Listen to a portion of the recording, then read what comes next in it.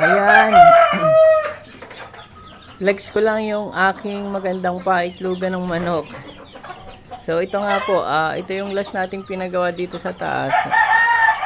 Actually last year pa to eh. So gagawin natin tong CR sana, kaya lang wala pa tayong budget. So ginawa ko muna yung lagayan ng manok na paitlugan. Dahil nga medyo sikip na yung lugar natin. Saka para hindi rin nakahalo yung mga nangingitlog.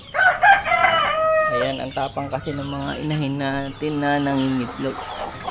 So ayan nga po, dahil CR siya, naka-ready na sana yung gamit. Hindi pa lang natin napagawa. At yan. Dito nga po nang itlog yung ating manok. Tinry ko lang na lagyan ng damo kung gugustuhin niya na mangitlog dito. So sa ngayon, meron na siyang 5 itlog. Tapos andito naman yung isa nating inahing manok. Ayan, pure black.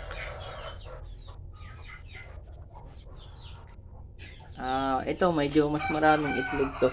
Actually yung ibang itlog dun sa bowl, nilipat ko dito kasi mas maganda yung ano niya, yung nakalatag yung itlog niya. So 2, 4, 6, 8 yung nililimliman niya. Ayan. Kaya magkaiba yung kulay ng itlog eh. Yung ibang puting itlog galing siya dito.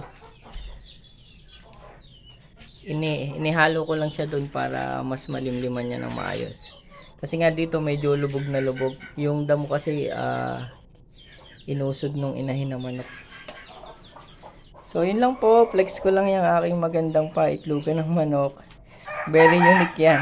Wala yang katulad.